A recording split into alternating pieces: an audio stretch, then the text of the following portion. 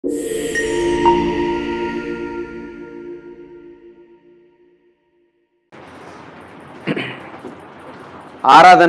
ఆటంకములు అనే అంశాల్ని మనం ఆలోచన చేస్తూ ఉన్నాం.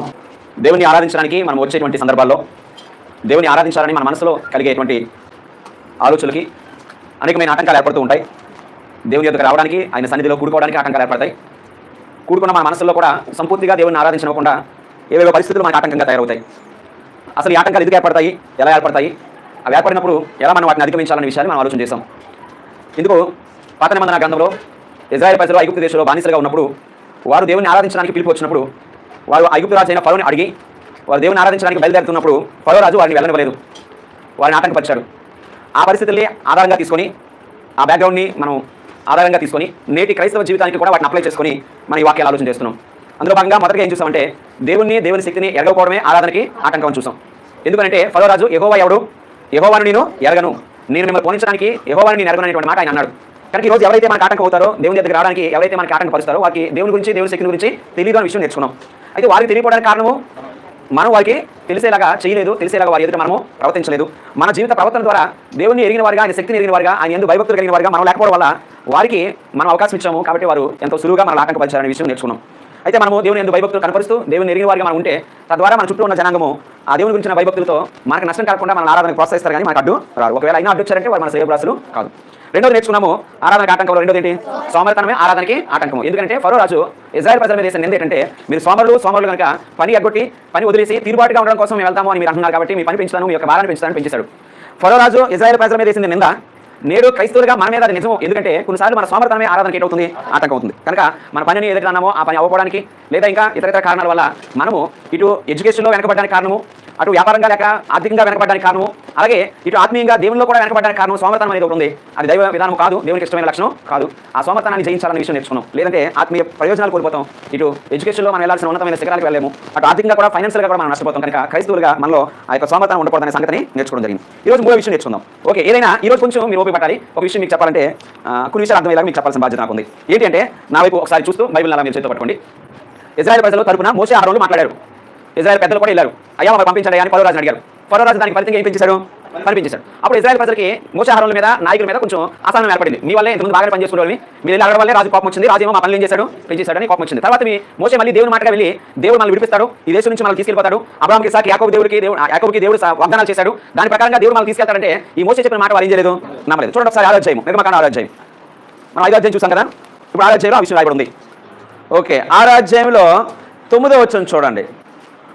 మోషే ఇజ్రాయెల్తో అలాగూ చెప్పాను. ఎలాగో ఒక్క నిమిషం, ఎలా చెప్పాడు? అలాగంటే దేవుడు మనల్ని జ్ఞాపకం చేసుకున్నాడు. మన తాత ముత్తాతలకి దేవుడు జ్ఞాపకం చేసినట్లుగా ఈ దేశం నుంచి మనల్ని మనం కానాను దేశానికి తీసుకెళ్తానన్నాడు. దేవుడి మాటగా నేను చెప్తున్నాను, దేవుడు నాతో చెప్పాడు మీతో చెప్పమనంటే వచ్చి చెప్పగానే అలాగూ చెప్పాను. అయితే వారు మనోవ్యాకులమును బట్టి, కఠిన దాసత్వమును బట్టి మోసే మాట విననైరి. దేవుడు విడిపిస్తాడు, మనల్ని తీసుకెళ్తాడు, ఖచ్చితంగా ఈ ఫరో మనల్ని వదిలేస్తాడు అని చెప్పినా సరే వారికి ఏమవ్వలేదు, నమ్మకం కలగలేదు. ఓకే, తర్వాత మోషే మళ్ళీ వెళ్ళి చెప్పమని దేవుడు చెప్తే కొంచెం వెనకబడతాడు. నీకు మాట్లాడలేను అనుకుంటా అని మాట్లాడతాడు. తర్వాత దేవుడు అహరోన్ని సహాయంగా ఇస్తున్నాను, నా తరపున నువ్వు వెళ్ళి మాట్లాడు, ధైర్యంగా వెళ్ళు అని చెప్తే అప్పుడు ఆయన మళ్ళీ మోషే దేవుడు పంపించాడు. 7వ అధ్యాయం 1వ వచనం. కాగా యెహోవా మోషేతో ఇట్లనెను, ఇదిగో నిన్ను ఫరోకు దేవునిగా నియమించితిని. ఇక నువ్వేం చెప్తే జరుగుతుంది. ఫరో నిన్ను చూసి భయపడతాడు. నీ చేత అలాంటి గొప్ప కార్యాలు చేస్తాను, కాబట్టి నువ్వు వెళ్ళు. నిన్ను ఫరోకి ఎలా నియమించాను? దేవునిగా నియమించేతాను. నీ అన్న అహరోను నీకు ప్రవక్తగా ఉండును. నీకు ఆజ్ఞాపించింది యావత్తూ నీవు పలకవలను. ఫరో తన దేశంలో నుండి ఇజ్రాయేలు పోనీయాలని నీ అన్నయ్యన అహరోను అతనితో చెప్పును. అయితే నేను ఫరో హృదయమును కఠినపరిచి ఐగుప్తు దేశంలో నా సూచక్రియలు, నా మహత్కార్యాలు ఏం చేస్తాను?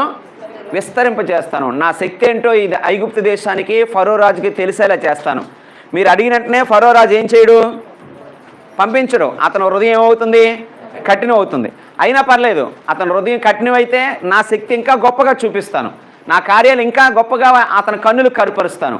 మీరు మాత్రం వెళ్ళి చెప్పడం మాత్రం మానకండి అని ఫరో దేవుడు మోషేకు అహరోనులకి చెప్పాడు. కాబట్టి వారు వెళ్ళారు. ఎనిమిదో వచ్చును 7-8 మరియు యెహోవా మోషే ఆరోనులతో ఇట్లనెను, ఫరో మీ శక్తి చూపుటకే ఒక మహత్కార్యం కనపరచునని మీతో చెప్పునప్పుడు. ఈ ఫరో మిమ్మల్ని అడుగుతాడు ఒకరోజు, మీరు వెళ్ళి ఇలాగ మాట్లాడుతున్న ప్రతిసారి ఒకరోజు మిమ్మల్ని అడుగుతాడు. ఏమడుగుతాడంటే, మీ దేవుడు మమ్మల్ని పంపించమన్నాడు, మా దేవుడు మమ్మల్ని పంపించమన్నాడు అంటున్నారు కదా, ఆ దేవుడి శక్తి ఏంటో నాకు చూపించండి అని అడుగుతాడు. అప్పుడు మీ చేతిలో ఉన్న కర్ర తీసి కిందన పడేస్తే ఆ కర్ర వాళ్ళు చూస్తుండగా ఏమైపోద్ది, పాము అవుతుంది అన్నాడు. అలాగే వీళ్ళు వెళ్ళారు ఫరో రాజు ముందు, మా దేవుడు మా ప్రజలు పంపించమంటున్నాడని అడిగారు. ఆ యొక్క ఫరో రాజు, మీ దేవుని శక్తి ఏంటో ఒకసారి చూపించండి అంటే వీరు కర్ర తీసి పడేస్తే కర్ర ఏమైంది, పాము అయింది.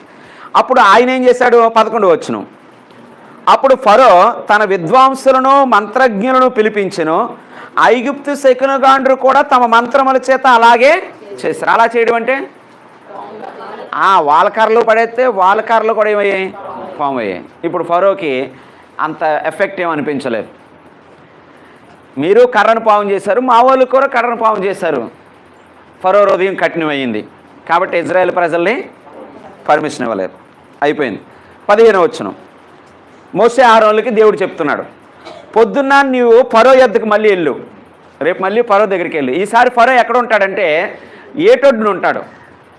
వెళ్ళి ఆ ఏటొడ్డుకి వెళ్ళి ఏం చెప్పాలంటే, ఇప్పుడు చదవండి 16 వచ్చును, అతన్ని చూచి, ఏటొడ్డునున్న ఫరోని చూచి, అరణ్యమందు నన్ను సేవించుటకై నా ప్రజలను పోనిమ్మని ఆజ్ఞాపించుచుటకు అను ఎబ్రీలు దేవుడైన యెహోవా నన్ను మీ యొద్దకు పంపించెను.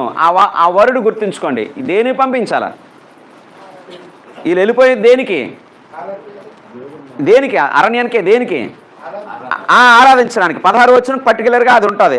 అరణ్యమందు నన్ను సేవించడానికి నా ప్రజల్ని పోనిమ్మని ఎబ్రీలు దేవుడైన యెహోవా అది చెప్పడానికి నీ దగ్గరికి నన్ను పంపించాడు. ఆ కారణాన్ని మాత్రం ప్రతిసారి మీరు టిక్ పెట్టుకోండి. అయితే అతను నీ మాట వినడు. అప్పుడు ఫరో ఎదుటే కర్ర పట్టుకొని ఆయన ఉన్న ఏటు దగ్గర ఉన్నారు కాబట్టి ఏటుని కొట్టండి అన్నాడు. మోషే అలాగే వెళ్ళాడు, ఫరో రాజుని అడిగాడు. కానీ ఫరో రాజు మాత్రం ఏం చేయనన్నాడు, పంపించన్నాడు. ఇప్పుడు కర్ర తీసి ఏం కొట్టాడు, ఏటుని కొట్టాడు. ఏటు నీళ్ళన్నీ ఏమయ్యాట, రక్తంగా మారాయి. ఇక్కడి నుంచి తెగుళ్ళు ప్రారంభం.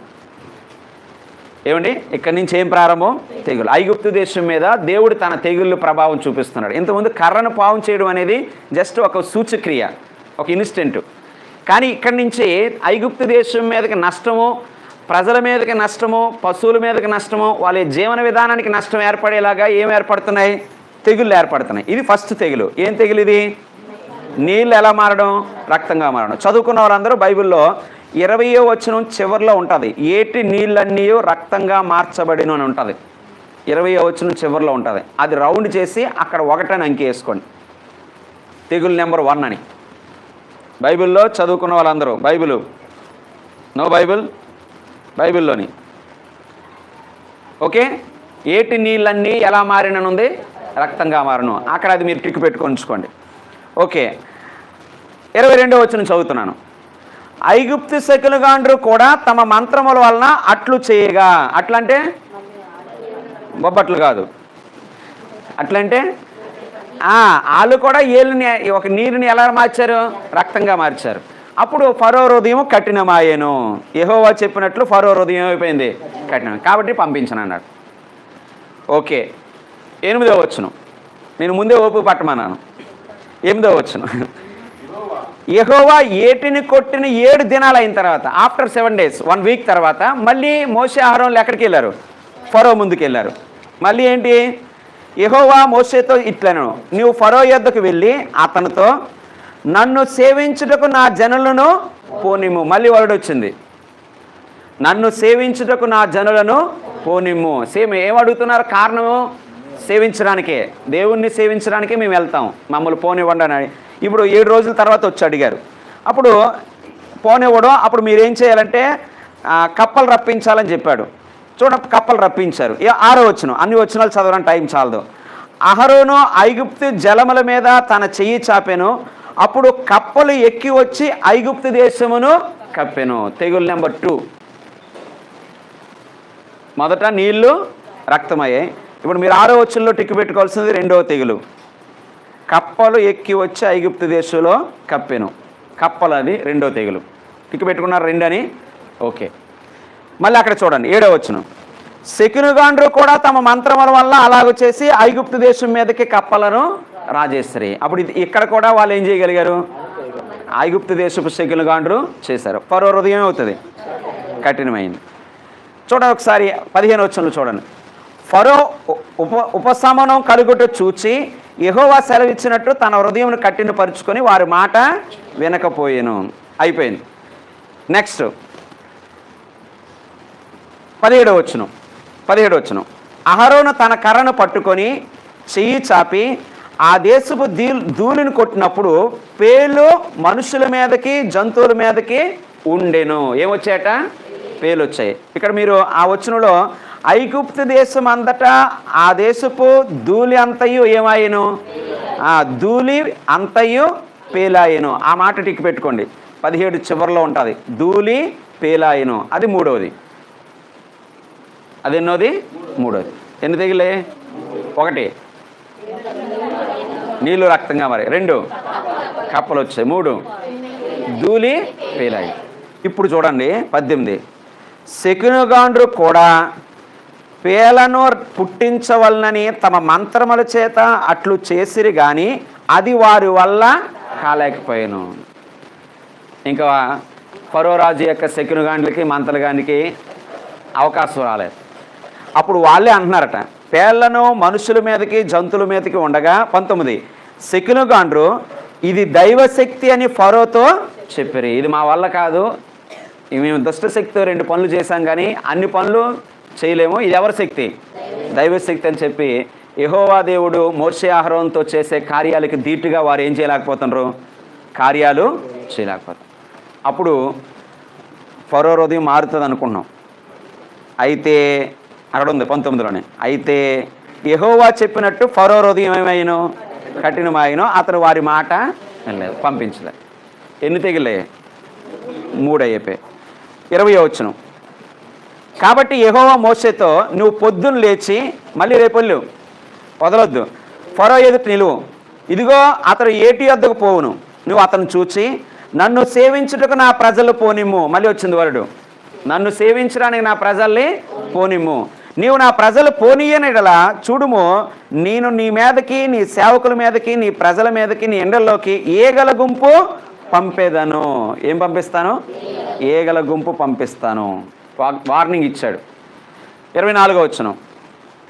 8:24 యెహోవా అలాగూ చేశాను. అలా చేయడం అంటే పంపిస్తానన్నాడు, పంపించాడు. అక్కడ 24వ వచనంలో ఉంది, బాధాకరమైన ఏగల గుంపులు ఫరో ఇంటిలోనికి అతని సేవకుల ఇంటిలోకి వచ్చి ఐగుప్తు దేశం అంతటా వ్యాపించను. ఆ దేశము ఏగల గుంపుల వల్ల ఏమైపోయిందట? చెడిపోయింది. ఇప్పుడు 24వ వచనం దగ్గర బాధాకరమైన ఏగల గుంపు అనేది రౌండ్ చేసుకొని అక్కడ 4 వేయండి. ఇప్పుడు ఎన్ని తెగిలే? 4 అయ్యాయి. అమ్మయ్య. ఇప్పుడు ఫరో నోటి నుంచి ఒక మాట వచ్చింది. ఇప్పుడు ఫస్ట్ స్టార్టింగే వెళ్ళినప్పుడు యెహోవా ఎవడో, యెహోవా నేను ఎరగననే మాట వచ్చింది నోటంట. తర్వాత మీరు సోమరులు అనే మాట వచ్చింది.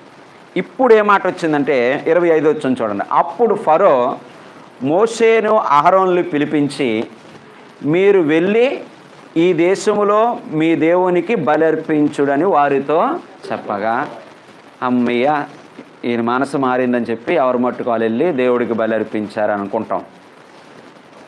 కానీ అలాగా అర్పించలేరు. ఏమన్నాడు?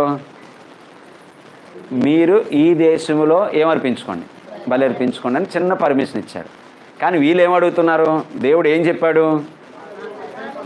పర్టికులర్గా ఉంది. ఏంటంటే 3 దినముల దూరం అంతా ప్రయాణమైపోయి, అంటే ఓ రోజంతా నడిస్తే ఎంత దూరం, 2వ రోజు నడిస్తే ఎంత దూరం, 3వ రోజు అంతా నడిస్తే ఎంత దూరమో అంత దూరం పోయి అరణ్యమందు మా దేవుణ్ణి సేవించుటకు, మేము బలర్పించుటకు, ఉత్సవం చేయుటకు మా దేవుడు మమ్మల్ని వెళ్ళమన్నాడు అన్నాడే. వీళ్ళు అడుగుతున్నారు. క్లారిటీ ఉంది, ఎంత దూరం వెళ్ళాలో క్లారిటీ ఉంది, ఎక్కడికి వెళ్ళాలో క్లారిటీ ఉంది. దీనికి వేరుగా ఫరో ఏమిస్తున్నాడు అవకాశం? ఇక్కడే బలర్పించండి. ఈరోజు నేర్చుకునే 3వ పాయింట్ ఏంటంటే చెడు సలహాలు, చెడు ఆలోచనలు ఆరాధనకి ఆటంకము. రాసుకోండి. చెడు సలహాలు, చెడు ఆలోచనలు ఆరాధనకి ఆటంకం. ఏమిచ్చాడు సలహా? మంచిదే కదా, నేనేం ప్రార్థన చేసుకోవద్దు అన్నాడేటి? ఇంట్లో ఉండి దీన్ని మనకు అప్లై చేస్తే ఎలాగా? దీన్ని మనకు అప్లై చేసుకుంటే ఎలాగా? నేనేమో ప్రార్థన చేసుకోవద్దు అన్నానా? ఎక్కడ? ఇంట్లో ఉండి అన్నట్టుగా. అది ఏ సలహా? చెడు సలహా, అంతే కదా. కనుక ఇప్పుడు ఆ చెడు సలహాలు, చెడు ఆలోచనలు అనేవి మనల్ని దేవుణ్ణి ఆరాధించకుండా, దేవుణ్ణి ఆరాధించడానికి వెళ్ళనివ్వకుండా ఏం చేస్తున్నాయి? ఆటంకపరుస్తున్నాయి. కాబట్టి చెడు సలహాలకి, చెడు ఆలోచనలకు మనం ఏమివ్వకూడదు? చోటు ఇవ్వకూడదు. కనుక ఈ రోజున బైబిల్ మొత్తంలో చాలాసార్లు కనిపించే విషయం ఏంటంటే, దుష్ట సాంగత్యం మంచి నడవడికిని చెరుపుతుంది. ఎవరితో అయితే నువ్వు సాంగత్యం చేస్తావో వారు ఆరాధన మానేసే వాళ్ళైతే, ఆరాధన మీద అంత ఇంపార్టెన్స్ లేని వారైతే, వాళ్ళు ప్రభువుని నమ్ముకొని బాప్తిసం పొందుకొని ఉన్నా సరే కొన్నిసార్లు వారు దేవునికి అంతటి ఇంపార్టెన్స్, ప్రాముఖ్యత ఇవ్వలేని వారైతే, నిన్ను ఏదో ఒక రకమైన సలహాతో నిన్ను కూడా దేవుని దగ్గరికి వెళ్ళనివ్వకుండా, ఆరాధనకి వెళ్ళనివ్వకుండా, ప్రాముఖ్యత నువ్వు కూడా ఇవ్వనివ్వకుండా నిన్నేం చేస్తారు? వాళ్ళు ఆటంకపరుస్తారు. కనుక ఇంట్లో కూర్చుంటే ప్రార్థన చేస్తే దేవుడు విండా? అక్కడికి వెళ్ళి చేస్తేనే దేవుడు వింటాడా? ఇక్కడి నుంచి చేస్తే దేవుడికి వినబడదా? కనుక ఫరో ఇచ్చిన మాట, ఫరో నోటి నుంచి వచ్చిన మాట ఈరోజు మనం వాటిని ఆధారంగా తీసుకొని మనం మన జీవితాలకు అప్లై చేసుకుంటే, ఆయన అన్న మాట బలర్పించండి, మీ బలర్పించుకోండి అంటున్నాడు. కానీ అక్కడ ఉన్నటువంటి దేవుని ఆజ్ఞకి వ్యతిరేకంగా ఉంది. అది దేవుడు ఒక ఆజ్ఞ ఇలాగ చెయ్యండి అని చెప్పేస్తే అది అలాగే చేయాలి. వాళ్ళు మార్చడానికి లేదు, ఎవరూ మార్చడానికి లేదు. ఎన్నిసార్లు పిలుపునిచ్చాడు ఈ మాట మనం టిక్కులు పెట్టుకున్నాం. అరణ్యమందు మా దేవుణ్ణి సేవించుటకు దేవుడు మమ్మల్ని వెళ్ళమంటున్నాడు. అరణ్యమందుకి వెళ్ళమంటే వీళ్ళేమో ఇక్కడ చేయండి అని వాళ్ళు చెప్పడము, అదేదో వాళ్ళకి మేలు చేస్తున్నట్టు, లేకపోతే వాళ్ళకి ఏదో గొప్ప వరమిస్తున్నట్టు ఉంది. కానీ అదేమీ సరైన విధానము కాదు. అది దేవుని యొక్క విధానానికి ఏమై ఉంది? వ్యతిరేకం ఉంది. కానీ ఫరో అన్న మాటకి ఆయన ఏమన్నాడు చూడండి. ఎవరు? మోసే ఏమన్నాడు చూడండి 26వ వచనంలో.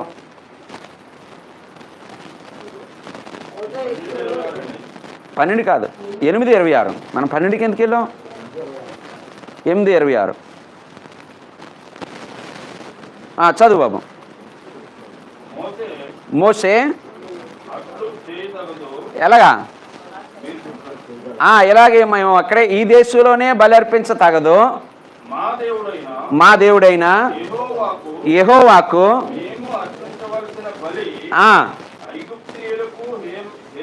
హేయము. ఇదిగో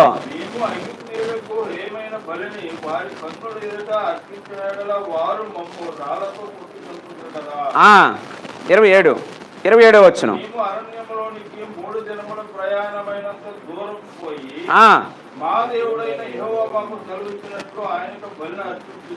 చాలండి. కనుక క్లారిటీ ఉందా లేదా? ఏంటి ఆ క్లారిటీ? అరణ్యములోనికి 3 దినముల ప్రయాణం అంత దూరం పోయి మా దేవునికి ఏమర్పిస్తాం? బలి అర్పిస్తాం. ఒకవేళ వాళ్ళ 3 దినాల ప్రయాణం అంత దూరము వెళ్ళి దేవుణ్ణి ఆరాధించకపోతే దేవుని ఆజ్ఞను ఏం చేసినట్టు?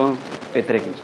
కనుక ఈరోజు మనకేంటి అంటే, మనందరికీ తెలిసినటువంటి వచనం హెబ్రీ పత్రిక 10వ అధ్యాయం 24వ వచనం. ఏమని రాయబడి ఉంటుంది? నేటి క్రైస్తవులకు ఆజ్ఞ. హెబ్రీ పత్రిక 10వ అధ్యాయము 24వ వచనం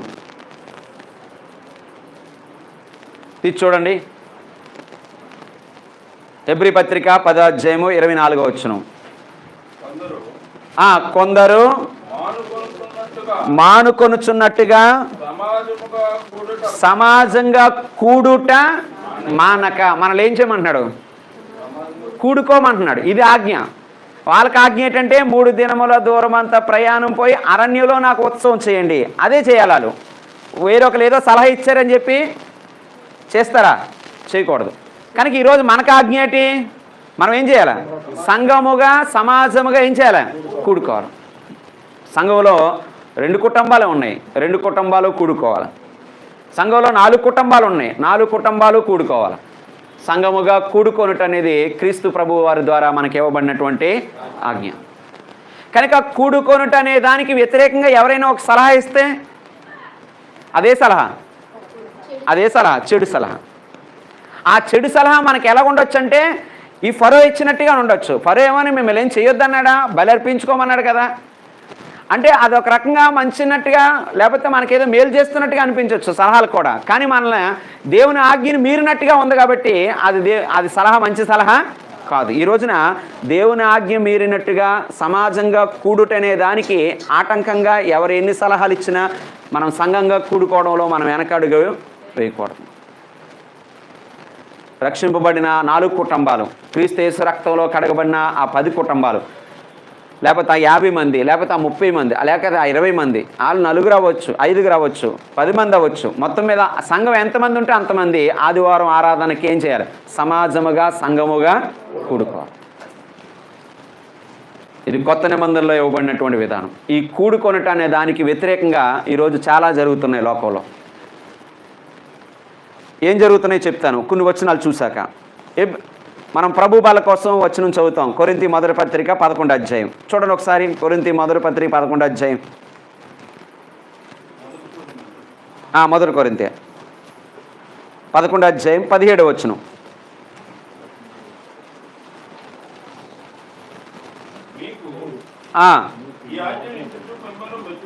ఏంటి ఆజ్ఞ? 11వ అధ్యాయం దేనికోసం? మొదటి పత్రిక 11వ అధ్యాయం దేనికోసం? ప్రభు బల కోసం. ఇప్పుడు ఏంటి ఆజ్ఞ అంటున్నాడు పౌలు గారు. ఏంటి అది ఆజ్ఞ? ప్రభు బల్ల. ఏంటది? ప్రభు బల్ల అంటే అది మనం ఆజ్ఞగా చేయాలి. ఎప్పుడు చేస్తాం? కంటిన్యూ.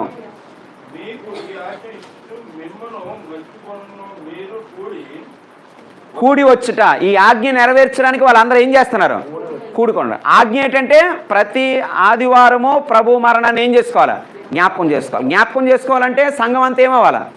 కూడుకోవాలి. ఈ కూడుకొనుట అనేది దేవుని ఆజ్ఞలు నెరవేర్చడానికే కదా. కనుక ఈ కూడుకొనుట ఆదివారం కూడుకొనుటలోనే ప్రభు బల్ల ఉంటుంది. మిగతా ఎక్కడ కూడుకున్నా ఏముండదు. ప్రభు అది గృహ కూడి కావచ్చు, లేకపోతే సువార్త కూడి కావచ్చు, బైబిల్ కూడి కావచ్చు, ఇంకో కూడి కావచ్చు. ఆ కూడికలన్నింటిలో కూడా ప్రభు బల్ల ఉండదు. కానీ ఈ ఆదివారం కూడుకున్న దాంట్లోనే ఏముంది? ఆజ్ఞలు నెరవేర్చడం ఉంది. ఆ ఆజ్ఞలు నెరవేర్చడానికి మనం కూడుకోవలసి ఉండగా కూడుకోపోయినా పర్లేదులే, వెళ్ళకపోయినా పర్లేదులే, ఇంట్లో ఉండి ప్రార్థన చేసుకుంటే అయిపోద్దులే అనే మాట చెడు సలహా, ఫరో ఇచ్చిన లాంటి సలహా. అదే ఆరాధనకి ఆటంకం. అదేంటండి అలాంటివి కూడా వినేవారు ఉంటారా, ఆలకించేవారు ఉంటారంటే ఈరోజు చాలామంది క్రైస్తవులు సంఘాలకు వెళ్ళట్లేదు. క్రైస్తవులను పిలిపించుకున్నారు కానీ ఒక స్థానిక సంఘానికి కట్టుబడి లేరు. వాళ్ళు జస్ట్ లోకంలో స్టేటస్ ఎలాగుందంటే, లోకంలో ఆ యొక్క విధానం ఎలాగుందంటే మేము క్రిస్టియన్సే. మా 4 ఫాదర్స్ నుంచి కూడా మేము ఎవరమే? మా 4 ఫాదర్స్ నుంచి అంటే తాత ముత్తాతల నుంచి మేము క్రిస్టియన్సే. కానీ సంఘానికి ఎక్కడికి వెళ్తారండి? మేము ఏ సంఘానికి వెళ్ళాం.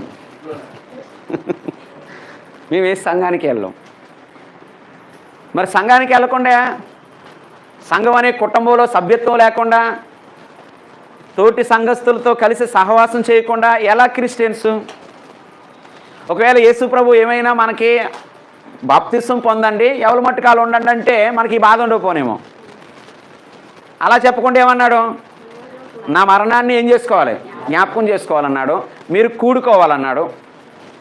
సమాజంగా కూడుట మానకన్నాడు. మరి నాగ్యలు ఇచ్చాక మనకి ఇంకా ఎస్కేప్ అవడానికి లేకపోతే మనం తప్పించుకోవడానికి ఏం లేదు, దారి లేదు. కానీ దీనికి ధీటుగా లేక వేరుగా చాలామంది చాలా రకాల చెడు ఆలోచనలు మనసులో పెట్టుకొని సంఘానికే వెళ్ళాలా, ఏదైనా మెంబర్షిప్ సంఘంలో ఉండకపోతే మేము క్రిస్టియన్స్ కాదా అంటే ఎలాగ నువ్వు మెంబర్ అయ్యావు, ఎవరి ద్వారా మెంబర్ అయ్యావు, ఏ కుటుంబం ద్వారా నువ్వు మెంబర్ అయ్యావు అనేది కూడా అక్కడ ఉండాలిగా. క్రీస్తు అనే శరీరంలో నువ్వు ఒక అవయవమే. ఏ శరీరంలో నువ్వు అవయవం? తెగిపడిన అవయవమే. నువ్వే సంఘానికి ఒక సభ్యుడు కాకపోతే, ఏ సంఘంతో కూడా కూడుకోకపోతే నువ్వే అవయవమే? తెగిపడిన అవయవం. శరీరంలో లేవు.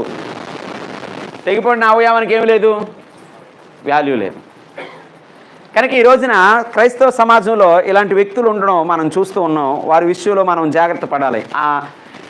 అపోస్తుల కార్యములు 20వ అధ్యాయము 7వ వచనం. అపోస్తుల కార్యములు 20వ అధ్యాయం 7వ వచనం. అక్కడ ఏమని రాయబడి ఉందో చూద్దాం. 20వ అధ్యాయం 7వ వచనం. అపోస్తుల కార్యములు 20వ అధ్యాయం 7వ వచనం. ఎప్పుడమ్మా? ఆదివారమున మేము రొట్టె విరుచుటకు ఏమన్నప్పుడు మనం చూసే ప్రతి వచనాలు ఏముంది? కూడుకొనుట. ఆదివారము క్రైస్తవుడు తోటి సంఘస్థులతో ఏదో ఒక చోట ఏం చేయాలి? కూడుకోవాలి. ఎక్కడ కూడుకోవాలనేది మన నిర్ణయమే. మనమే ఏర్పాటు చేసుకుంటాం. ఎండకి, వానకి, చలికి సౌలభ్యంగా ఒక స్థలాన్ని మనం ఏర్పాటు చేసుకుంటాం. ఎక్కడ కూడుకోవాలనేది మన నిర్ణయమే. ఎన్ని గంటలు కూడుకోవాలనేది కూడా మన నిర్ణయమే. అది ఉదయం అవ్వచ్చు, మధ్యాహ్నం అవ్వచ్చు, సాయంత్రం అవ్వచ్చు. కానీ ఎప్పుడు కూడుకోవడం అనేది ఎవరి నిర్ణయం? ఎప్పుడు కూడుకోవాలి? ఆదివారమున, వారములో మొదటి దినమున, యేసు ప్రభు పునరుత్థానమైన ప్రభు దినమున. కనుక ఇంగ్లీష్ బైబిల్లో సండే అని ఉండదు. ఏముంటుంది మరి? ఉందా సండే అని? 27 సండే అని ఉందా? ఇంగ్లీష్ బైబిల్లో week off the first day అని ఉంటుంది. వారమునకు మొదటి రోజు. ఇదంతా ఒక వారం అని లెక్కేస్తే, 7 రోజులు ఒక వారంగా లెక్కేస్తే, వారంలో మొదటి రోజు ఏంటిది? ఆదివారం. ఆది అంటే మొదలు. సో ఈ రకంగా దేవునికి ప్రాధాన్యత, ప్రాముఖ్యత మనకి ఇవ్వబడిన రోజుల్లోంచే ప్రారంభించాం. మనకు దేవుడు 7 రోజులు ఇచ్చాడు. ఆ 7 రోజుల్లో మొదటి రోజు దేవునికి ఇచ్చాం అనేటువంటి భావంతో ఆదిమ క్రైస్తవులు, అపోస్తులు ఆది విధానాన్ని దేవుని యొక్క ఆజ్ఞ మేరకు ప్రారంభించి దాన్ని కొనసాగించారు. ఈరోజు అపోస్తుల బోధలో మనం దాన్ని ఏం చేస్తున్నాం?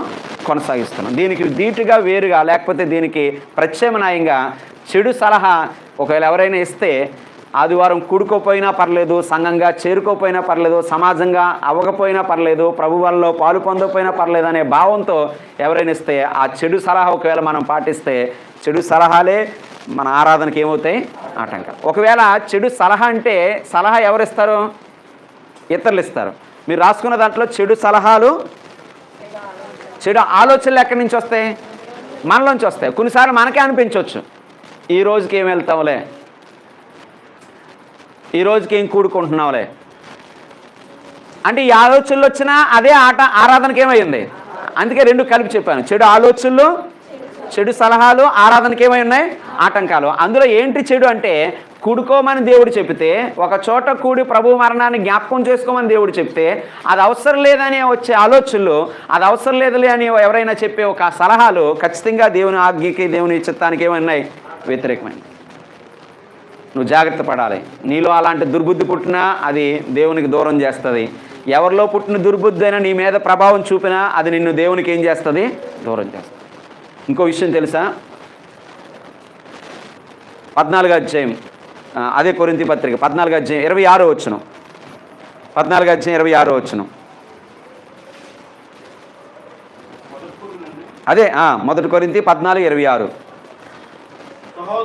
సహోదరులారా, ఇప్పుడు ఏం జరుగుతుంది అంటే, వాళ్ళందరూ ఏం చేస్తున్నారు? కూడుకుంటున్నారు. కూడుకున్నప్పుడు ఏం చేస్తున్నారు?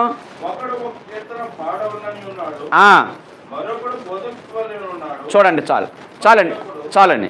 అంటే వాళ్ళు కూడుకొని ఇవన్నీ చేస్తున్నారు. అక్కడ ఏవేవి చేశారో అక్కడ రాయబడి ఉంది. మనం కూడా కూడుకొని ప్రార్థన చేస్తున్నాం, పాటలు పాడుతున్నాం, బోధ చేసుకుంటున్నాం, వాక్యం చదువుతున్నాం, ప్రభు బలు తీసుకుంటున్నాం, కానుకలు సమర్పిస్తున్నాం. ఇవన్నీ జరగాలంటే ఏం రావాలి? మనం కూడి రావాలి. అక్కడ కొరింథీ సంఘంలో వాళ్ళు కూడుకొని ఏం చేస్తున్నారు అక్కడ రాయబడి ఉంది.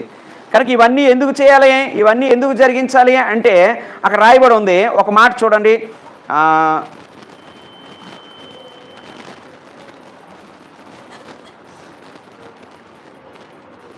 అదే వచ్చిన కంటిన్యూ. మరి ఒకడు తనకు బయలుపరచబడినది ప్రకటన చేయవలసి ఉన్నాడు, మరి ఒకడు భాషతో మాట్లాడవాలన్నాడు, మరి ఒకడు అర్థం చెప్పవాలన్నాడు. సరే, సమస్తమును క్షేమాభివృద్ధి కలుగుటకై జరగనీయుడి. క్షేమాభివృద్ధి కలగడానికే మనం ఏం చేయాలి? కూడుకోవాలి. కూడుకోకపోతే ఏమి లేదు, క్షమాభివృద్ధి లేదని. ప్రియులరా, దేవుడి ఆజ్ఞలు పాటించడంలో మనం తప్పిపోతున్నాము అంటే, నేనేం తప్పిపోలేదండి, నేనేమైనా వ్యభిచారం చేశానా, నేనేమైనా దొంగతనం చేశానా, లేకపోతే నేను ఎవరిదైనా దోచుకున్నానా, ఎక్కడైనా అబద్ధం ఆడానా, లేకపోతే నేనేమైనా విగ్రహారాధన చేశానా, ఏం చేయలేదంటే మనము దేవుణ్ణి ఆరాధించే దినాన్ని పరిశుద్ధంగా మనం ఏం చేయలేదు, ఆరాధించలేదు. అది కూడా దేవుని దృష్టికి ఏమైంది, పాపమే. ఆయన మరణాన్ని జ్ఞాపకం చేసుకునేలాగా, యేసు ప్రభు మరణాన్ని జ్ఞాపకం చేసుకునేలా మనల్ని కూడుకోమంటే, కూడుకోవడంలో తప్పిపోతే మనం దేవుని దృష్టికి ఏం చేసిన వారిని, పాపం చేస్తాం. దేవుని సమయం దేవునికి ఇవ్వాలి. దేవునికి ఇవ్వడానికి మనం సంఘంగా ఏం చేయాలి, కూడుకోవాలి. మొట్టమొదటి సంఘం స్థాపించబడినప్పుడు ఎంతమంది బాప్తిసం పొందారు కదా? ఎంతమంది? 3000 మంది. ఎక్కడ ఉంటుంది వచ్చును? అపోస్తుల కార్యాలు 2వ అధ్యాయం. బాప్తిసం పొందిన వాళ్ళు అందరూ ఏం చేస్తున్నారు చూడండి, 42వ వచనంలో, 2వ అధ్యాయం 42, అపోస్తుల కార్యం 2:42. అపోస్తుల కార్యములు 2వ అధ్యాయం 42వ వచనం. బాప్తిసం పొందిన వాళ్ళు అందరూ ఏం చేస్తున్నారు? వీరంటే ఎవరు? బాప్తిసం తీసుకున్న వాళ్ళందరూ, ఆ 3000 మంది ఏం చేస్తున్నారు? అపోస్తుల బోధయందును, సహవాసమందును, రొట్టె విరుచుటి ఎందును, ప్రార్థన చేయటి ఎందును ఎడతెగక ఉండిరి. అక్కడ ఉన్న మాటల్లో ఒక మాట సహవాసమందు, 42లో ఏముందండి? సహవాసం. సహవాసం అనే మాట ఇంగ్లీష్లో ఫెలోషిప్ అంటారు. ఏమంటారు? ఫెలోషిప్. సహవాసం అంటే అర్థం చెప్పండి. సహవాసం అంటే అర్థం, ఫెలోషిప్ అంటే అర్థం, సహవాసం అంటే అర్థం, ఫెలోషిప్ అంటే అర్థం. ఓకే, సహవాసం అనే మాట గ్రీకులో ఏమంటారు తెలుసా? ఓకే, గ్రీకులో ఏమంటారంటే కొయినోయినా అంటారు. అంటే అర్థం ఏంటంటే ఇచ్చి పుచ్చుకొనుట. సహవాసం అంటే వాళ్ళకి మనకి సహవాసం అంటే దాని అర్థం ఏంటి? ఇచ్చి పుచ్చుకోవడం. అంటే ఏముంది, వాళ్ళకి మనకేముంది, సహవాసం ఉంది. వాళ్ళు మనకేదో ఇస్తారు, మనం వాళ్ళకి ఏదో ఇస్తాం. వాళ్ళు మనకి సహాయపడతారు, మనం వాళ్ళకి సహాయపడతాం. ఇవన్నీ జరగాలంటే సహవాసం అంటే ఏం చేయాలా? సంఘముగా మనం ఏమవ్వాలా? కూడుకోవాలి. దేవునితో సహవాసం అంటే మనం దేవుణ్ణి ఆరాధిస్తాం, దేవుడు మనకి దీవెనలు ఇస్తాడు. మనం మన జీవితం నుంచి దేవునికి భాగాన్ని ఇస్తాం, ఆయన జీవాన్ని ఇస్తాడు మనకి. ఆయన రొట్టె ద్రాక్షారసం అనే జీవాన్ని ఇస్తాడు, జీవాహారాన్ని ఇస్తాడు. ఇదంతా దేవునితో మనకేం ఏర్పడుతుంది? సహవాసం. సహవాసం చేయడానికి మనం ఏమవుతున్నాం? కూడుకున్నాం. అలాగే నా తోటి సంఘస్థులు, నా తోటి కుటుంబస్తులు, ఒకే రక్తంలో కడగబడిన వారిమి, ఒకే ఆత్మను పొందిన వారిమి. వారంలో మొదటి రోజు మనం అందరం కలుసుకొని ప్రార్థన చేసుకొని ఒకరికొకరు పలకరించుకొని మరలా రేపటి నుంచి మన పనుల్లో మనం వెళ్ళి, మన వ్యవహారాల్లో మనం ఉండి, మన జీవన విధానాల్లో మనం ఉండి, అవకాశం ఉంటే మధ్యలో ఎప్పుడైనా అవకాశం ఉంటే కలుసుకొని ఏదైనా కూడుకుంటే, లేదంటే మరలా వచ్చే ఆదివారానికి మళ్ళీ ఏమవుతున్నాం? మనం కలుసుకుంటున్నాం. ఈ సహవాసం అనేది ప్రాముఖ్యం కనుక సంఘంగా కూడుట కూడా ఏమై ఉంది? ప్రాముఖ్యం. కానీ దానికి వేరుగా ఇంట్లో ఉండే ప్రార్థన చేసుకుంటే సరిపోదా? ఒక సంఘానికి వెళ్తేనే మనం సభ్యులమా, లేకపోతే క్రిస్టియన్సా అంటే ఈ రోజున సాతాను చాలామంది హృదయాల్లో ఎలాంటి చెడు ఆలోచనలు నింపి సంఘ సహవాసానికి చాలామందిని దేవుడు సాతాను ఏం చేశాడు? దూరము చేశాడు. అలాంటివి మనలో రాకుండా జాగ్రత్త పడాలి.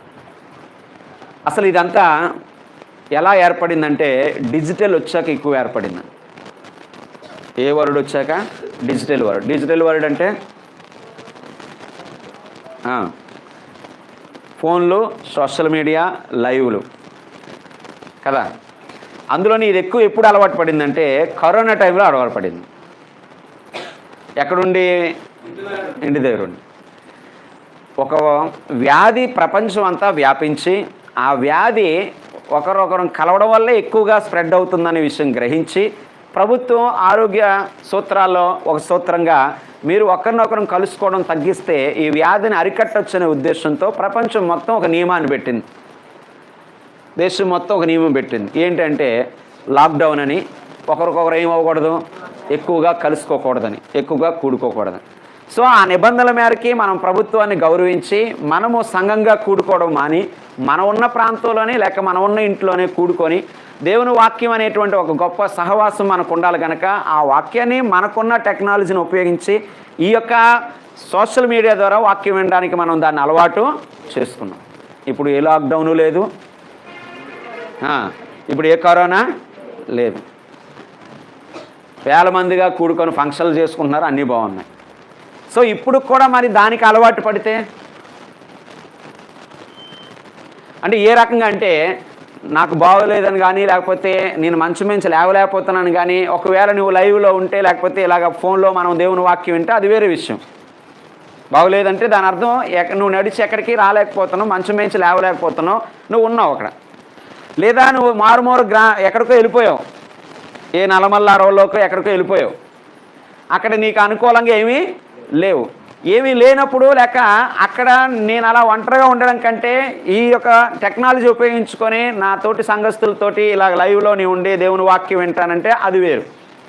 కానీ స్థానిక సంఘానికి దగ్గరగా ఉండి లేకపోతే సంఘ సహవాసానికి కొన్ని ఆవిడ దూరంలో ఉండి మనము ఇలా కూడుకోవడానికి, సహోదరులు కలుసుకోవడానికి, మన కుటుంబంతో కలిసి ఒకరినొకరు పలకరించుకోవడానికి రాకుండా కేవలం ఫోన్లో మాత్రమే మనం పరిమితం అయిపోతే అది ఖచ్చితంగా దేవుని యొక్క వాక్యానికి ఏమై ఉంది, విరుద్ధమై.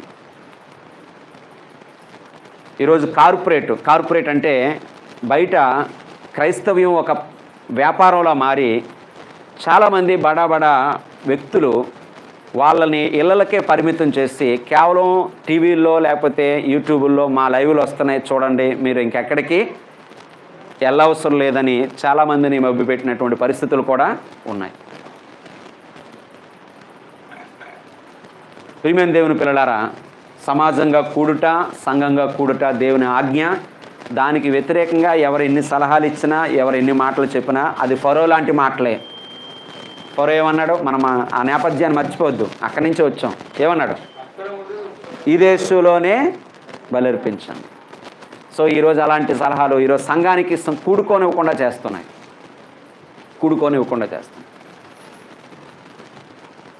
మార్పు చెందాల్సిన అవసరం ఉందని. మన తోటి సంఘస్థులతో సహవాసం చేయడం అంటే అది ఎంత ఆనందకరమైన విషయం.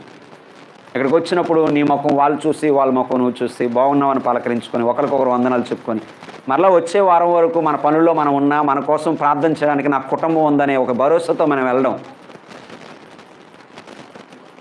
ఎవరి పనులు వాళ్ళవే, సోమవారం నుంచి శనివారం వరకు మన వ్యాపారాలు, మన వ్యవసాయాలు, లేకపోతే మన కూలి పనులు, మన చదువులు, మన ఇబ్బందులు ఉంటాయి.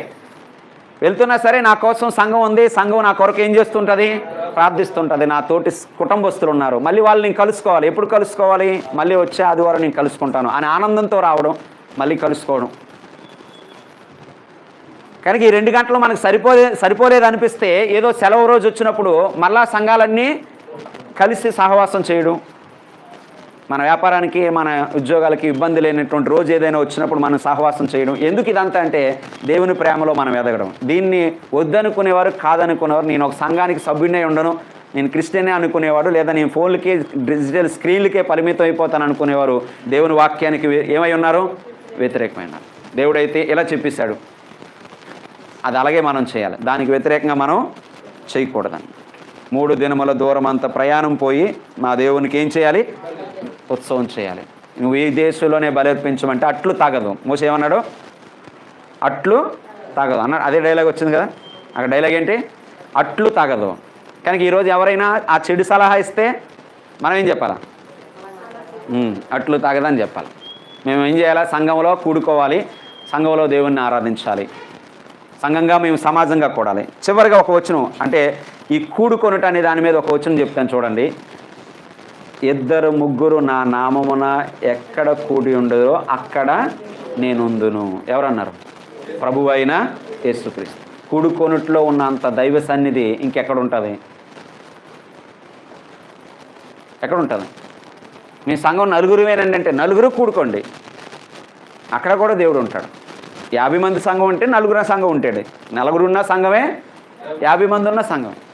ఒక స్థానిక సంఘంగా మనం ఏర్పడ్డాం అంతే. అక్కడ ప్రభు సన్నిధి ఉంటుంది, యేసు ప్రభు సన్నిధి ఉంటుంది. కూడుకోవాలంతే. మనం ప్రార్థన చేసినప్పుడు మాట అంటాం, ఇలా ఎక్కడెక్కడ కూడుకుంటున్నారో ఆ ప్రతి చోట మీ సన్నిధి ఉంచండి అంటాం. మన దగ్గరే దేవుడు ఉండాలని కోరుకుంటాం ఏంటి? ఎక్కడెక్కడ కూడుకుంటున్నారో అక్కడ ఉండాలి. ఉంటాడు ఆయన అన్ని చోట్ల అన్ని స్థలాల్లో ఉంటాడు. కూడుకోనటం మీద ఇంపార్టెన్స్ ఇచ్చిన వాళ్ళ మధ్య నా కుటుంబము నా సంఘం అనే ప్రాముఖ్యత మనసులో కలిగి వాళ్ళు కలుసుకోవడానికి ప్రాముఖ్యత ఇచ్చిన వాళ్ళ మధ్య ఖచ్చితంగా దేవుని ప్రజెన్స్ అనేది, దేవుని సన్నిధి అనేది ఉంటుంది. అక్కడ చేసే ప్రార్థనలు దేవుడు వింటాడు.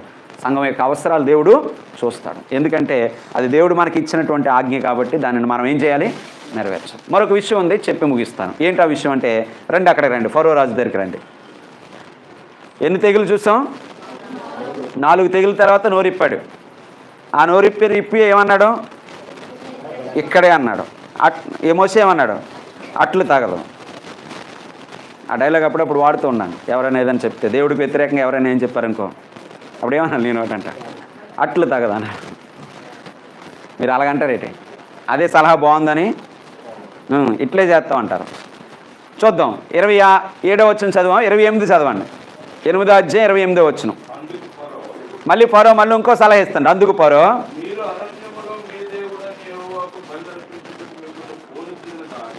అరణ్యంలో బలర్పించుటకు పోనిస్తాను కానీ అబోయ్, ఇదో సలహా. ఏమవద్దు? దూరం పోవద్దు. దూరం అనే పదం మనం మాట్లాడేటప్పుడు జంట పదం ఇంకోటి దానికి కలిపి ఉంటుంది. దూరము పక్కన ఇంకో పదం ఉంటుంది. దూరము దగ్గర వ్యతిరేక పదాలు ఇవి, జంట పదాలు అంటారు. దూరము భారము, దూరము దూరాభారం. దూరమని భారమని ఎంచక మా యందు దయించి మా పెళ్ళికి రండి. దూరం ఏమనిపిస్తుంది? భారం అనిపిస్తుంది కదా. దూరం ఏమనిపిస్తుంది? భారం అనిపిస్తుంది. ఎందుకు భారం అనిపిస్తుంది? కొన్నిసార్లు మనం దూరంగానే వెళ్ళామే, భారం అనిపించకుండా. వాళ్ళ మీద మనకేముంది? ప్రేమ ఉంది. ప్రేమ ఏం చేసింది? దూరం భారం అనిపించలేదు. ఇంత దూరం వచ్చారా మా కోసం? ఏమంటాం? ప్రేమ ఉంటే ఎంత దూరమైనా వస్తామండి. ఇదేం పెద్ద దూరమా? మిమ్మల్ని కలవాలనే ఆశ మాకుండా ఇదే పెద్ద దూరమా? ఉదయం బయలుదేరితే రాత్రికి వచ్చేస్తాం. సో ఏమైపోయింది? దూరం ఏమైపోయింది? దగ్గరైపోయింది. అదే అంత దూరమే. ఇదేంటి? ప్రేమ లేకపోవడం. అంత దూరం రాలేమమ్మా, మధ్య కొంచెం ముడుకుల నొప్పులు వచ్చేస్తున్నాయి, నడుముకు వచ్చేస్తున్నాయి. సో దూరం మనకు భారము అనిపించింది. ఏమి లేకపోవడం వల్ల? ప్రేమ లేకపోవడం.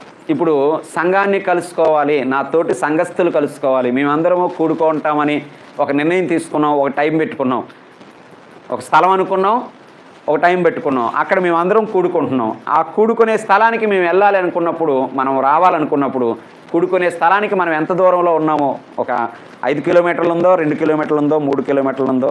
ఇక్కడ నుంచి నర్సింగ్పల్లి ఎన్ని కిలోమీటర్లు? నర్సింగ్పల్లి ఎంత ఉంటుందండి? 10 కిలోమీటర్లు. మొత్తం మీద సంఘంగా మనం కూడుకోవడానికి దూరం ఏమవ్వకూడదు? భారం అవ్వకూడదు. ఆ ప్రేమ మనకు ఉండాలని. సో అపవాదిచ్చే సలహా ఏంటంటే, దూరం అనే మాట నీ మనసులో పడేసి ఆ దూరాన్ని భారంగా చూపించి నిన్ను కూడుకోవడానికి కూడా ఆటంకపరిచేయడానికి అపవాదిచ్చే సలహా అది ఒకటి ఉంటుంది. ఆలోచనలు పుట్టిస్తాడు. చెడు సలహాలు ఏంటవి? చెడు ఆలోచన. మనం అర్థం చేసుకోలేం. ఆలోచన చేయకపోతే కొన్నిసార్లు ఏం కోల్పోతున్నాం మనకే తెలియదు. ఒక వారం వెళితే మనకు ఎలా ఉంటుందో కొన్నిసార్లు మనకు అర్థం కావట్లేదు. మన తోటి సంఘస్థులు కలిసి ఒక వారం దాటిపోయిందంటే, వాళ్ళ ముఖాలు చూసి ఒక వారం దాటిపోయిందంటే, వాళ్ళ పలకరించి ఒక వారం దాటిపోయిందంటే, మనం కొన్నిసార్లు ఆ వెలుతుని ఫీల్ అవ్వాలి, అటాచ్మెంట్ ఫీల్ అవ్వాలి. మన సంఘము కుటుంబం అని మాట్లాడుకున్నాం. ఎప్పుడు? అది కొన్ని వారాల కిందట. సంఘమే యాజ్ ఎ ఫ్యామిలీ అని మాట్లాడాం. ఫ్యామిలీ మెంబర్స్ని ఏం చేయాలి? మనం కూడుకోవాలను. కనుక ఆ వెలుతు కనిపించాలి. అటాచ్మెంట్ మనకున్నప్పుడు ఆ వెలుతు కనిపిస్తుంటుంది. అబ్సెంట్ అయినప్పుడు ఆరా తీస్తూ ఉంటాం. కనుక ఇదంతా ఎప్పుడు పోద్దంటే, మనకి దూరం ఏమనిపించినప్పుడు? భారం అనిపించిన పోద్దాం. మీకు ఒక విషయం చెప్పి నేను ముగించడానికి ప్రయత్నం చేస్తాను. ఇజ్రాయెల్ ప్రజలు ఇప్పుడు ఈ యొక్క ఐగుప్తు దేశంలో ఉన్నారు కదా, కొన్ని రోజుల తర్వాత దేవుడు విడిపించాడు. వాళ్ళు బయలుదేరి వస్తారు. మోషే వారికి నాయకుడు అయ్యాడు. వాళ్ళు తీసుకువెళ్ళాడు. సుమారు 40 సంవత్సరాలు పట్టింది వారు కనాను దేశాన్ని రావడానికి. ఎన్ని రోజులు పట్టింది?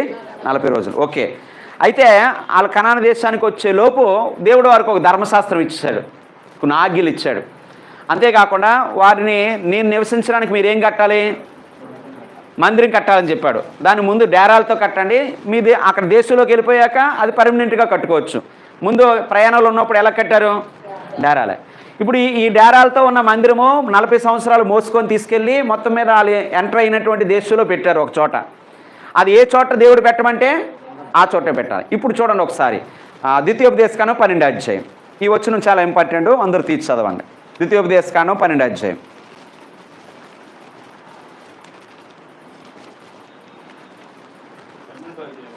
పన్నెండో అధ్యాయం. ద్వితీయోపదేశకాండం 12వ అధ్యాయము మొదటి నుంచి నేను చదువుతాను, జాగ్రత్తగా గమనించండి. Page number 156. పేజీ నెంబర్ 156 చూడము. మీరు స్వాధీనపరుచుకున్నటకు మీ పితరుల దేవుడైన యెహోవా మీకు ఇచ్చిన దేశమును మీరు భూమి మీద బ్రతుకు దినములన్నిటిను మీరు అనుసరించి గైకొనవలసిన కట్టడలు విధులు ఇవి. ఎక్కడికి వెళ్ళాక? కనానికి వెళ్ళాక. మీరు స్వాధీనపరుచుకున్న తర్వాత అక్కడ పట్టణంలో బతుకుతున్నప్పుడు మీరు అనుసరించాల్సిన విధులు ఇవి. మీరు స్వాధీనపరుచుకొని పో జనులు గొప్ప పర్వతముల మీదను మెట్టల మీదనేమి పచ్చని చెట్ల కిందనేమి ఎక్కడైతేనే తమ దేవతలను పూజించుతారో ఆ స్థలమన్నింటినీ మీరు బొత్తుగా దాన్ని ఏం చేయాలి? మీరు అక్కడికి వెళ్తారు. అక్కడికి వెళ్ళాక ఆల్రెడీ అక్కడ జనాంగం ఉంటారు, అది అన్య జనాంగం. వాళ్ళ పాపం పండిపోయింది. వాళ్ళు ఆ దేశంలోంచి ఏం చేయాలి? మీరు తోలివేయాలి. వాళ్ళు చేశారు కొన్ని పనులు అక్కడ ఆ దేశంలో, మెట్ల మీద, కొండల మీద, లేకపోతే ఇంకా పచ్చని చెట్ల కింద ఎక్కడెక్కడ చేశారు. కానీ దాన్ని ఏం చేయాలి? మీరు పాడు చేసేయాలి. వారి బలిపీఠాలు పడదోసి, వారి విగ్రహములు పలగొట్టి, వారి దేవతాస్తంభం అగ్నితో కాల్చివేసి, వారి దేవతా ప్రతిమలు కూలదోసి, వారి పేర్లు అచ్చట లేకుండా నశించారు. వారు తమ దేవతలకు చేసినట్టు మీరు మీ దేవుడైన యెహోవాకు చేయకూడదు. ఆ చెట్లు బాగున్నాయి కదా, వాళ్ళు ఆల్రెడీ కట్టుంచారు కదా, ఈ మెట్ల మీద బాగుంది కదా, మా ఆల్రెడీ కట్టుంచారు కదా, ఇక్కడ మనం చేసేసుకుందామని మాత్రం మీరు వెళ్ళి అక్కడ నా కోసం చేయకండి. మరి ఏం చేయాలి? 5వ వచనం. మీ దేవుడైన యెహోవా మీ సమస్త గోత్రాల్లో తన నామమును స్థాపించుట కొరకు నివాసస్థలంగా ఏర్పరచుకున్న స్థలమును వెదికి అక్కడికే యాత్రలు చేయుచుండవలెను. ఎక్కడ దేవుడు చెప్తాడో అక్కడ పెట్ట. ఈ ప్రత్యక్ష గుడారం ఎక్కడ పెట్టమని చెప్పాడో అక్కడికే. చివరికి అది ఎక్కడ స్థిరపడింది? ఆ కనాను దేశంలో. ప్రత్యక్ష గుడారం ఎక్కడ పెట్టారు? కనాను దేశంలో సెంట్రల్ పాయింట్ ఎక్కడ పెట్టారు? కనాను దేశం అంటే పాలు తేనెలు ప్రవహించాయి. ఈ ప్రత్యక్ష గుడారం దేవుని మందిరాన్ని ఎక్కడ పెట్టారు? తీసుకెళ్ళి యెరూషలేము. ఎక్కడ పెట్టారు? యెరూషలేములో పెట్టారు. దావీదేమో గుడారంలో ఉంచాడు. దావీదు తర్వాత రాజు సొలొమోను దాన్ని పర్మనెంట్గా మందిరంగా కట్టాడు. ఇప్పుడు ఇజ్రాయేల్ ప్రజలు సమస్త గోత్రాలు ఎక్కడున్నా వాళ్ళందరూ ఎక్కడికి రావాలి? యెరూషలేమే రావాలి. దూరము భారము నేను ఎక్కడైతే చెప్పానో అక్కడికే మీ యాత్రలు జరగాలి. ఎవరికి ఆజ్ఞ అది? ఇజ్రాయేల్ ప్రజలు. అంతే. ఇంకేమైనా? 6వ వచనం. అక్కడికే మీరు మీ దహన బలులను, మీ బలులను, మీ దశంభాగాలను, ప్రతిష్టార్పణలు, మీరు చేయి నైవేద్యాలు, మీ మొక్కుబడి అర్పణలు, మీ స్వేచ్ఛార్పణలు, పశువుల్లోనూ గొర్రెమేకల్లోనూ తొలుచులు వాటిని తీసుకొని ఎక్కడికి? అక్కడికే. నేను ఎక్కడ ఏర్పరచుకున్నానో అక్కడికే. అదేంటి? యెరూషలేములో ఆ చుట్టుపక్కల ఉన్న వాళ్ళకి దగ్గర, మిగతా వాళ్ళకి అక్కడికే. తప్పదా? తప్పదు. మీరును మీ దేవుడైన యెహోవా మిమ్మల్ని ఆశీర్వదించి మీకు కలుగు చేసిన మీ కుటుంబమును మీ దేవుడైన యెహోవా సన్నిధిని భోజనం చేసి మీ చేతి పనులన్నిటి యందు ఏం చేయాలా? సంతోషించాలి. 11వ వచనం. అన్ని తర్వాత చదువుకోవచ్చు మీరు. నేను మీకు ఆజ్ఞాపించిన సమస్తము అనగా 11వ వచనం. మీ దహన బలులు, మీ బలులు, మీ దశంభాగాలు, ప్రతిష్ఠితములుగా మీరు చేయు నైవేద్యములు, మీరు యెహోవాకు మొక్కుకున్న మీ శ్రేష్టమైన మొక్కుబళ్ళు, మీ దేవుడైన యెహోవా తన నామమునకు నివాస స్థానముగా ఏర్పరచుకున్న స్థలమునకే తీసుకొని రావాలి. మరి ఈరోజు అలాగ మనకు ఒక నిర్దిష్టమైన ప్లేస్ పెట్టలేదు. ఎవరికి? క్రీస్తు ప్రభు సంఘంలో క్రీస్తు ప్రభు యొక్క రక్తంలో కడగబడిన వారికి ఫలానా చోటుకే రావాలని పెట్టలేదు. కానీ సంఘంగా మనం అనుకున్నాం ఫలానా చోట కూడుకుందాం, ఫలానా టైం కూడుకుందాం. నేను మొదటే చెప్పాను, ఈ స్థలము ఈ టైము మనం నిర్ణయించుకున్నాం, ఈ డే మాత్రం దేవుడు నిర్ణయించు. ఇది ఒకవేళ మనకి అనుకూలం లేకపోతే మరో స్థలం అనుకుంటాం, ఈ టైం మనకు అనుకూలం కాకపోతే మరొక టైం అనుకుంటాం. అది సంఘ నిర్ణయం. కానీ ఆ నిర్ణయానికి అందరము కట్టుబడి ఆ స్థలానికే రావాలను, ఆ టైంకే రావాలను. ఎందుకంటే దేవుడు ఆ రోజున వాళ్ళకు నిర్దిష్టమైన స్థలం పెట్టినప్పుడు ఆ నిర్దిష్టమైన స్థలానికి వెళ్ళాలని ఎలా ఆజ్ఞాపించాడో, ఈరోజు మనం వాక్యం ద్వారా ఒక నిర్దిష్టమైన రోజు పెట్టినప్పుడు ఆ రోజున మనం అనుకున్న స్థలానికి మనం అనుకున్న టైంకి ఖచ్చితంగా మనం ఏం చేయాలా? కూడుకొనుట అవసరమా కదా? అవసరం. ఈ కూడుకొనుట అనే దానికి అంత ఇంపార్టెన్స్ లేకుండా ఎవరైతే చెడు సలహాలు ఇస్తారో, ఎవరైతే చెడు ఆలోచనలు పుడతాయో వారు ఖచ్చితంగా అపవాద సంబంధి. ఖచ్చితంగా అపవాద సంబంధం. ఇలాంటి వచనాలు బైబిల్లో ఇంకా చాలా ఉన్నాయి. టైంని బట్టి నేను చూపించట్లేదు, కానీ తర్వాత మనం దాన్ని చూడవచ్చు. కనుక ఈ రోజున నీ జీవితాన్ని దేవునికి అంకితం చేయడం అంటే అర్థం ఏంటంటే ఒక నియమానికి లోబడ్డం. మనం అనుకున్న నియమానికి లోబడ్డం. ఇది నలుగురు కలిసి అనుకున్న నియమం అంతే. ఒకవేళ ఇదంతా అనుకూలంగా లేకపోతే నలుగురు మళ్ళీ కూర్చొని నలుగురు కలిసి మంచి ఆలోచన ఏదో మళ్ళీ అందరికీ అనుకూలమైన ఆలోచన మరొకటి చేసుకొని దానికి ఇక నుంచి ఇలాగా నిర్ణయం తీసుకుంటే దానికే మళ్ళీ సంఘం అంతా ఏమవ్వాలి? కట్టుబడాలి. రోజు మార్చలేము, ఎందుకంటే రోజు దేవుడు ఇచ్చింది కాబట్టి. ప్రియమైన దేవుని పిల్లలారా, ఆరాధన ప్రాముఖ్యతను అర్థం చేసుకోవడానికి ఇవన్నీ విషయాలు చెప్తున్నాను. ఆరాధనకు ఆటంకం ఏంటంటే ఇలా చెడు సలహాలే, చెడు ఆలోచనలే ఆరాధనకి ఏమవ్వచ్చు? ఆటంకం అవ్వచ్చు. చాలామంది ఈ సలహాలు పాటించి ఇళ్ళలకే పరిమితం అయిపోయారు, ఫోన్లకే పరిమితం అయిపోయారు, టీవీలకే పరిమితం అయిపోయారు. మీరేంటంటే మేము ఫలానా హైదరాబాద్లో ఉన్న ఫలాంది అంటారు. మరి ఎక్కడంటే లేదండి మేము టీవీలోనే కంటిన్యూ అయిపోతాం. మరి ఎలాగంటే స్కాన్ ఉంది కదా, కానీ ఏం చేద్దాం? కానికి ఎందులోంచి పంపించాను? ఫోన్పేతో పంపిస్తాను. మరి వాళ్ళు ఏమనంటే పంపిస్తారండి, పోస్టుల్లో మాకు బుక్కులు పంపిస్తారు, ఇన్ని పంపిస్తారు, అని పంపిస్తారు. అక్కడ ఒక పెద్ద నెట్వర్క్ నడుస్తుంది, కాల్ సెంటర్ ఉంటుంది అక్కడ. ఏ వ్యక్తిని ఈ ఆన్లైన్లో కలిసి ఏ వ్యక్తిని వాళ్ళు ఏం చేయరు? విడిచిపెట్టరు. ఎప్పుడు అటాచ్లో ఉంటారు. కనుక అక్కడి నుంచి ఒక లిటరేచర్ వచ్చేసరికి, ఒక బుక్ వచ్చేసరికి వీళ్ళు ఆనందపడిపోయి ఎక్కడో హైదరాబాద్లో ఉన్న ఒక అయ్యగారు మా కోసం ప్రార్థన చేసి పంపించారు, పుస్తకం పంపించారు. పొంగిపోతారు ఇంకా అయ్యగారికే. కానీ మనకు ఒక కుటుంబం ఉండాలనే సంగతి, దగ్గరలో మన కష్ట సుఖాల్లో మన కోసం ప్రార్థించే కుటుంబం, మన అవసరాల్లో మనకు సహాయపడే కుటుంబం, ఆత్మీయ కుటుంబం, సంఘం అనే కుటుంబం, దానికి అటాచ్మెంట్ అయి ఉండాలనే సంగతి దేవుని వాక్యం చెప్తుంటే దానికి వేరుగా స్పరో లాంటి సలహాలు భూమి మీద చాలా జరుగుతున్నాయి. ఇది వింత కాదు. ఎవరి పని? అంతే. ఎవరి పని అండి? సాతాను పని. దానికి మనం చెవునివ్వద్దు, దానికి మనం ఏమవద్దు? చోటు ఇవ్వద్దు. 2 విషయాలు చెప్పి ముగించేస్తాను. ఇందాకే ఒక విషయం అన్నారు, మళ్ళీ ఇంకో 2 విషయాలు ఏమంటున్నారని నేను ఇది చెప్తేనే ముగించుతాను.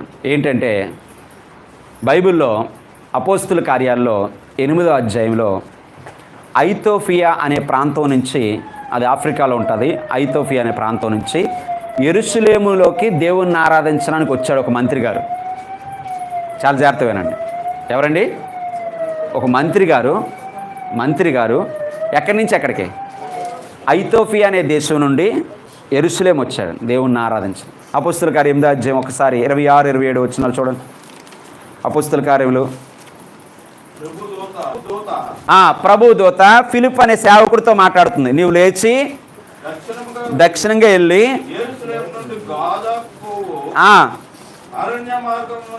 కలుసుకోమని.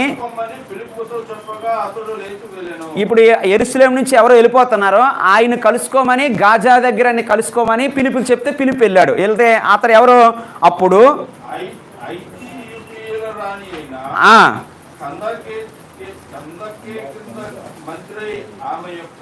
దానాగారం అంతటి మీదనున్న ఐతియోపియుడైన నపుంసకుడు, ఒక రాణి దగ్గర ఖజానాదారుడిగా ఉన్నాడు, మంత్రిగా ఉన్నాడు.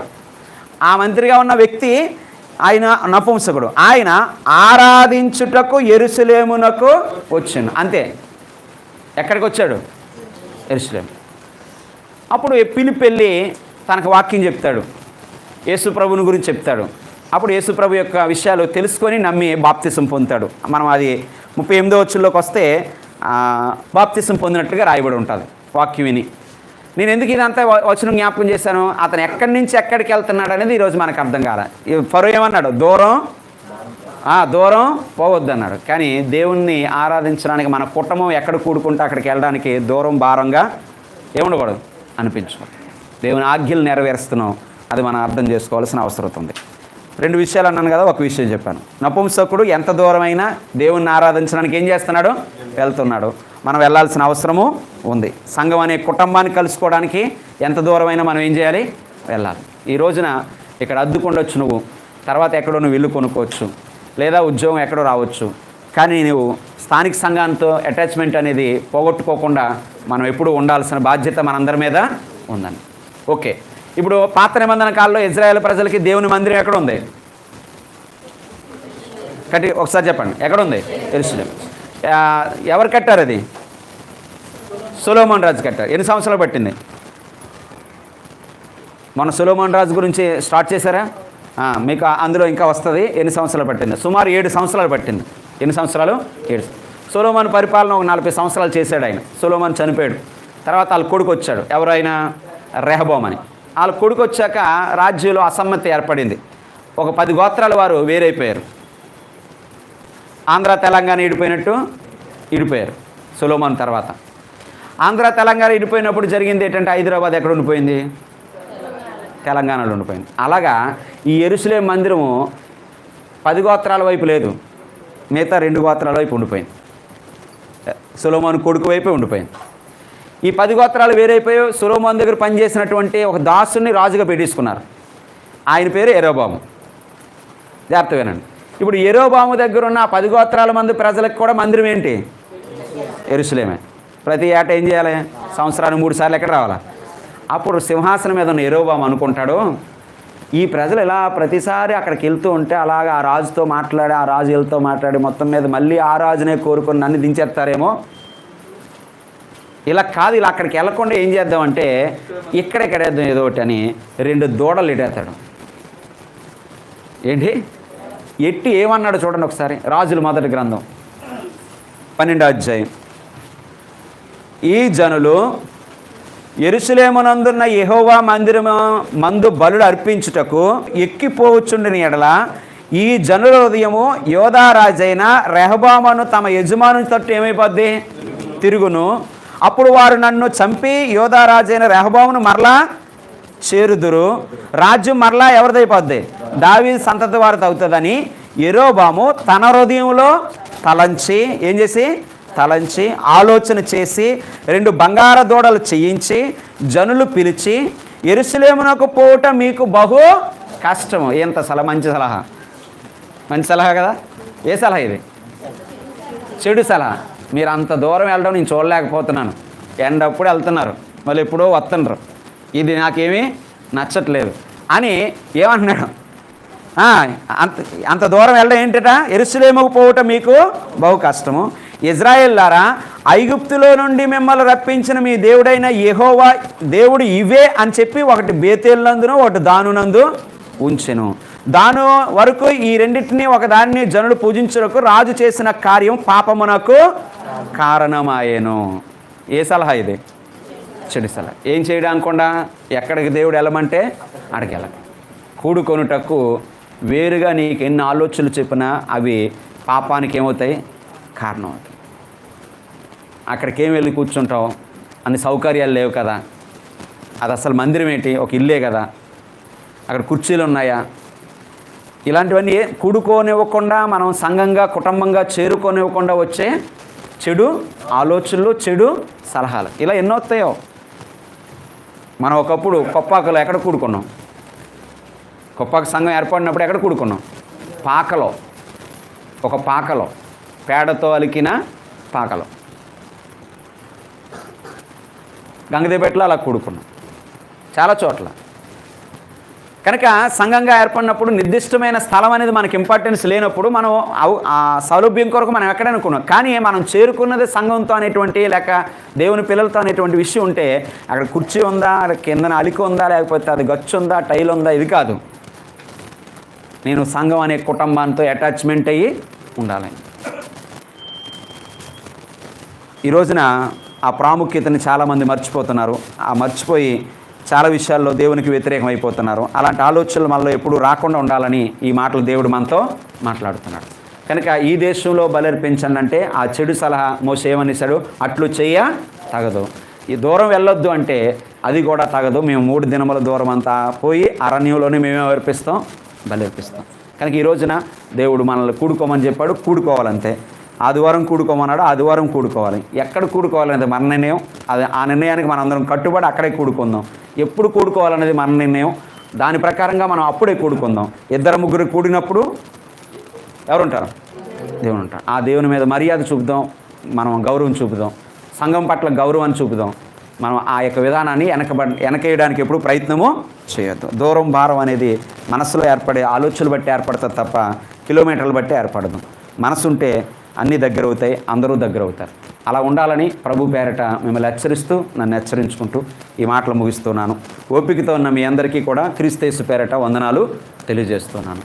మీరు 9వ అధ్యాయం నుంచి 12వ అధ్యాయం వరకు చదువుకొని రండి. మిగతా విషయాలు మరొక వారం మనం నేర్చుకుందాం. అందరికీ వందనాలు.